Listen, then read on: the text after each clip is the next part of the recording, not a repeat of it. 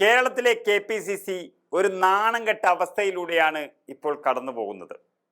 കാരണം ശശി തരൂർ എന്ന വിശ്വപൗരനെ എന്ത് വില കൊടുത്തും BJPയിൽ എത്തിക്കണമെന്ന നരേന്ദ്രമോദിയുടെ കോൾ വന്നതോടുകൂടി BJPക്കാർ ഓടുന്നതിന് പുറമെ കോൺഗ്രസ്സുകാർ ഇതെങ്ങനെ പിടിച്ചു നിൽക്കും എന്നറിയാതെ കഷ്ടപ്പെടുകയാണ്.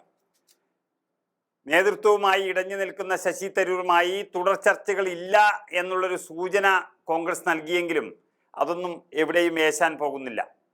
LDF സർക്കാരിൻ്റെ വികസന നയത്തെ പുകഴ്ത്തിയും മോദി പ്രശംസയും കോൺഗ്രസിലുണ്ടാക്കിയ പൊട്ടിത്തെറിയുടെ സാഹചര്യത്തിൽ ദില്ലിയിൽ കഴിഞ്ഞ ദിവസം ശശി തരൂറും രാഹുൽ ഗാന്ധിയും കൂടിക്കാഴ്ച നടത്തിയത് നമ്മൾ കണ്ടു.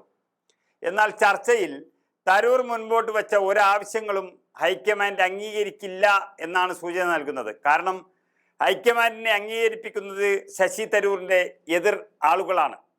അതുകൊണ്ട് ശശി തരൂർ എന്ന വ്യക്തിയെ അംഗീകരിക്കാൻ കഴിയില്ല എന്നുള്ളത് കോൺഗ്രസിനകത്തെ വലിയൊരു ആവശ്യമായി മാറുകയാണ്. പാർട്ടിയിൽ കുറേ കാലമായി തന്നോട് അവഗണനയുണ്ടെന്നും കൂടിയാലോചനകൾ കുറയുന്നുണ്ട് എന്നും തരൂർ രാഹുൽ ഗാന്ധിയോട് പരാതിപ്പെട്ടിരുന്നു. എന്നാൽ ദേശീയ തലത്തിലും സംസ്ഥാനത്തും സംഘടനാ ചുമതലകളിലേക്ക് തൽക്കാലം തരൂരിനെ പരിഗണിക്കേണ്ടതില്ല എന്നാണ് ഹൈക്കമാൻഡ് തീരുമാനിച്ചിരിക്കുന്നത്. പാർലമെന്റിലും മറ്റ് MP മാർക്ക് നൽകുന്ന പരിഗണന മാത്രമേ ഇപ്പോൾ നൽകുകയുള്ളൂ. ഈ സാഹചര്യത്തിൽ തരൂരിൻ്റെ തുടർ നീക്കങ്ങളും വളരെ നിർണായകമാണ്.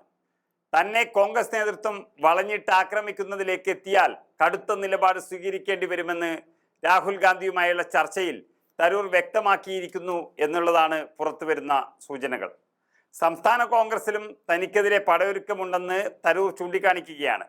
പാർട്ടി നിലപാടിന് വിരുദ്ധമായ നിലപാടുകൾ എടുത്തെങ്കിലും തരൂരിനെതിരെ തുടക്കത്തിൽ മൃദു നിലപാടായിരുന്നു ദേശീയ നേതൃത്വം സ്വീകരിച്ചിരുന്നത്. എന്നാൽ നിലപാട് തിരുത്താതെ ഉറച്ചു നിന്ന തരൂരിനോട് സംസ്ഥാന നേതൃത്വം കടുപ്പിച്ചതോടെയാണ് ഹൈക്കമാൻഡ് ഇതിൽ ഇടപെട്ടത്.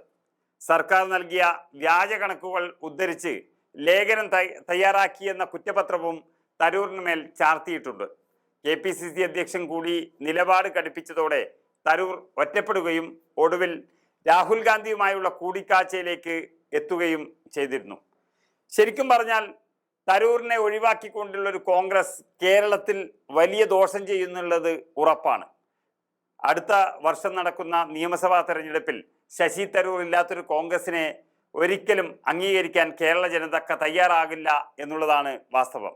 തിരുവനന്തപുരം പോലെയുള്ള ഒരു സീറ്റിൽ മത്സരിച്ച് ജയിക്കാൻ കഴിയുന്ന തരൂർ അത് യഥാർത്ഥ കോൺഗ്രസ്സുകാരുടെ വോട്ട് കൊണ്ട് മാത്രമല്ല.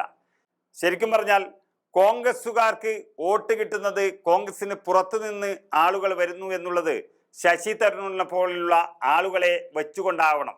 അല്ലാതെ ശശി തരൂരിനെ മാറ്റി നിർത്തിയാൽ കോൺഗ്രസ് വലിയ ഗതികേടിലേക്ക് പോകും എന്നുള്ളതിൻ്റെ സൂചനയാണ് ഇപ്പോൾ പുറത്തു വരുന്നത്.